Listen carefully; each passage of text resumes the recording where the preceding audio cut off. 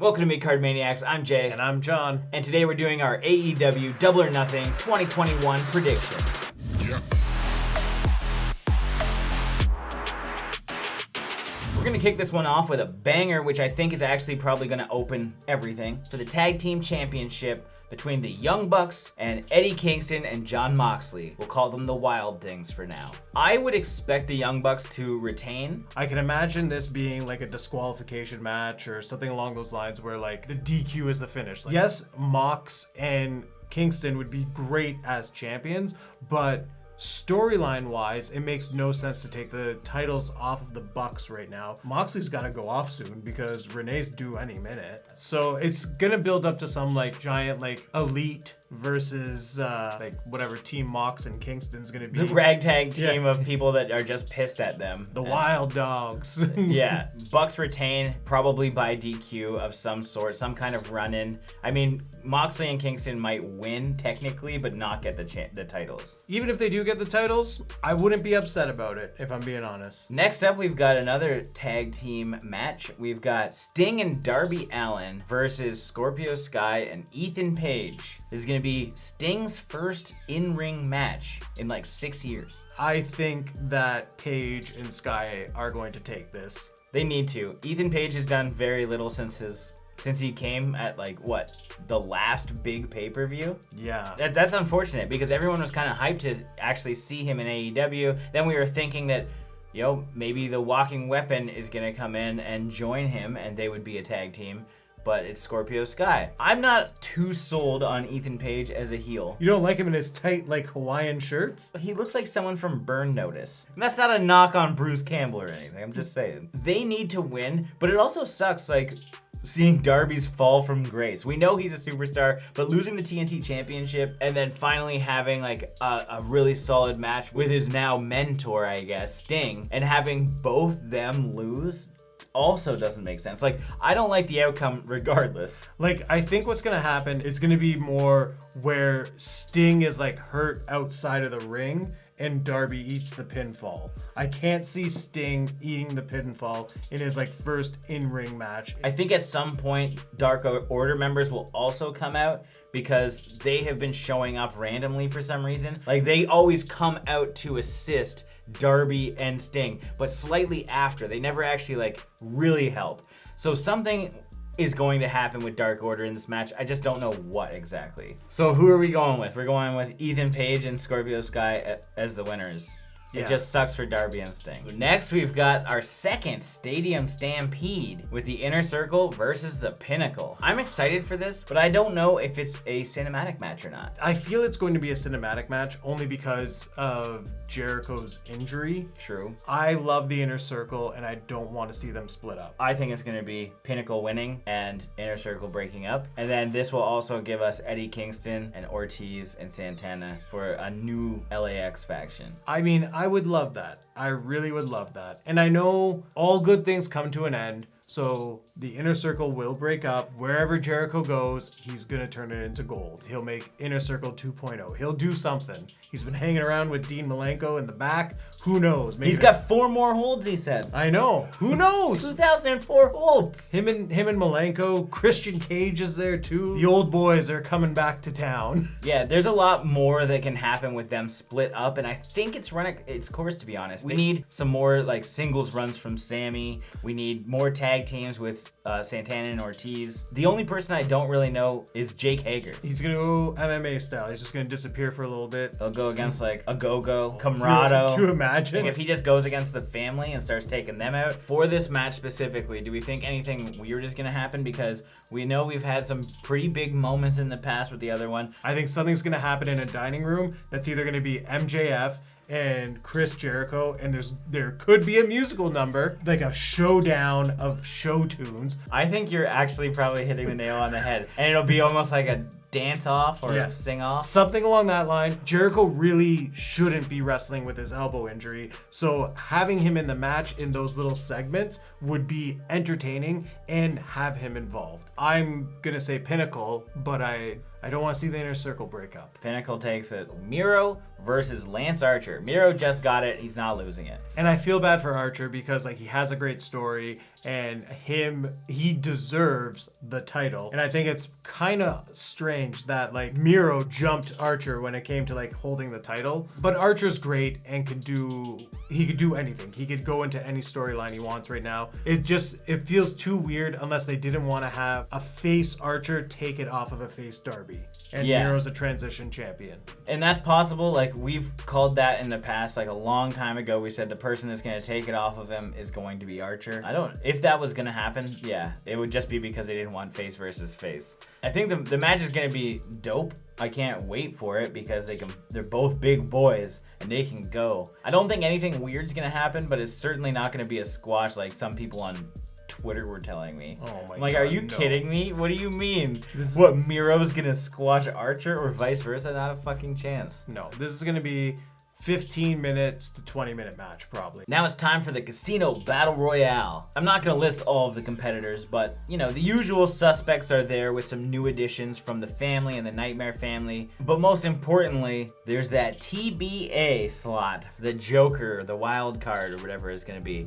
And up until now, anytime they've had one of these, this is where somebody new came. There's some rumors going around that Moose contract is coming up, which could be cool. Samoa Joe obviously would be the biggest pop in the fucking planet. But we don't know what his no compete clause is at. There's a few people like that. Daga could be, but the only reason this would be interesting is because people would want Daga and Tessa to come to AEW, which I know is controversial. So if Daga shows up here, then it's just assumed that Tessa would be here. And I don't think Daga himself would get the pop that would be deserving of this slot. Rich Swann maybe coming in, like you could picture a couple Impact guys just coming in to try and like stick it to Omega, or we could see some New Japan people coming in. Like imagine like Kenta is like, hey, I'm coming. Or it could be Brock Lesnar. That's what everyone was saying last year. I'll fucking pop. But like, where does he fit in AEW? Like, if we've already got a Miro, we've already got Archer. We don't need him to be the guy throwing people around. We got Brian Cage to do that. But there is one Cage who I think is going to take this one. I want Christian to win this because I am a huge mark for Christian. Why not? He says he's going to outwork everybody. Yeah. And there's a lot of people in here. That's a good start to everybody. And this is how you do it. You let Edge win the Rumble, so you let Christian win the Casino Battle Royale. Imagine if Edge... I was just going to say, if Edge comes in and Christian's at the end and they need to hug it out, just like they did when he returned at Royal Rumble. Unless it's the Big Show or Paul White, sorry. Oh, yes, that's who I initially thought because he is the special commentator for this match. There's been no hints that he is actually going to wrestle except for the fact that his picture was in the wrong place on the website. And the same thing happened with Sting. Everyone was like, oh no, Sting's not wrestling. Like, oh, well, now he is. How crazy would it be if it was like Daniel Bryan? That would be the biggest pop. I think I would go with Christian Cage like you for the win. Depending on who actually comes. And that will have to be an on-the-fly decision. When I see that person come, it's like, oh, they're winning. I'll probably say that regardless. Whoever comes wins. Next up, we've got Hangman Page versus Brian Cage. Who better? Big fan of Brian Cage. Brian Cage is taking this. I think that this has already been telegraphed. Hangman is gone for like the buckshot lariat and Cage has just like caught him. I think that Brian Cage is gonna win. I think it's best if Cage wins it, stays as this dominant role, only to build up to a potential maybe Team Taz versus Page and Dark Order. Team Taz is going to try and interrupt stuff, and Cage wants a clean win, and this is the falling out point of Brian Cage leaving Team Taz. Well, Ricky Starks is kind of out. Ooh, Team Taz can't collapse yet. Never mind. Because Ricky Starks is injured right now, I think that was probably the intent. Yeah. I don't think Cage can actually leave yet.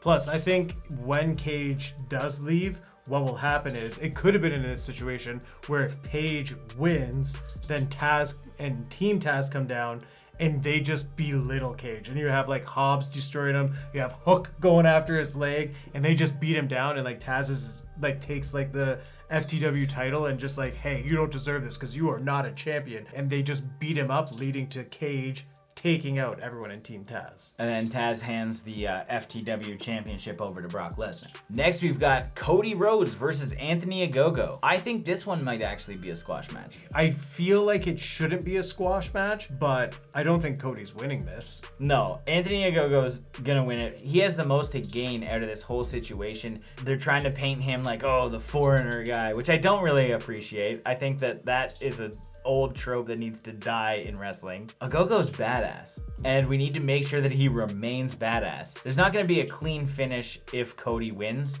and I don't think that Cody would do something weird for this match. But it's also odd because like he's now bringing in the American Dream. Cody really can't lose this match because that's just like he's basically being his father. If he doesn't have yellow polka dots, I'll be a little upset. It would be the best. I think Cody's taking it. Okay, I'll change. You're right. I completely forgot that was his whole thing. It would almost be a slap in the face when trying to do something to honor your father, but then, you know, book yourself to lose. Like, that doesn't make sense. I can't see it unless they want a big sympathetic moment where like Dustin comes in and they're all crying in the ring with a bloody Cody holding up the American flag. So I can see that. That's an exclusive figure coming soon to ringside. But I feel like Cody should win this one. This was just the American Nightmare. He's eating the pin. He's getting knocked out. He's getting beat up bad. But as the American Dream, it just doesn't make any sense. Next, we've got the AEW Women's Championship between Hikaru Shida and Dr. Britt Baker, DMD. I love you, Shida, and I know that Britt Baker doesn't deserve this title, and we even made a video saying that she shouldn't be next. But since Ty Conti isn't stepping up and taking it from you, Britt Baker is taking it. It's about damn time. As much as I like the story of Britt Baker constantly failing and trying to come back, I think this build has been just like too much. There is something weird with Shida's run because she hasn't been the fighting champ that I think people would want. Well, she did a good job early on with like the COVID stuff. Like, she was fighting for a while. She's been around, like she helped obviously orchestrate the women's tournament, and so she was over in Japan for a bit. So that completely makes sense. And we did see her in her badass like Yakuza fucking white suit Daddy DeVille look. But the fact of the matter is, the AEW title needs to be on Dynamite more often, and somebody who's on Dynamite often needs to have it, and that's Britt Baker. Whoever has this title is gonna have to face off against Jade. And who better to make Jade seem more powerful than like just like a snively like heel Britt Baker? Oh yeah, especially like when you've got like Rebel hanging out with her. Like, Rebel's an easy target for Jade to just constantly whoop the shit out of, so that it makes her look strong but doesn't make Britt Baker look weak. It just makes Britt Baker look like a little conniving bitch. I think that's probably what's gonna happen. So while talking this out, which happens nearly every time. Sorry, this is getting this is a very long-winded predictions video. Britt Baker loses. She stays in the picture, constantly like at the top of the card, trying to go for this title. Jade actually comes in, and that's when we get that back and forth. It's going to be Jade with the title next. The only thing that I can see that's an issue there is that Jade isn't as talented. Like, she doesn't have as much in-ring work, obviously, as Britt Baker. I'm going with Britt Baker.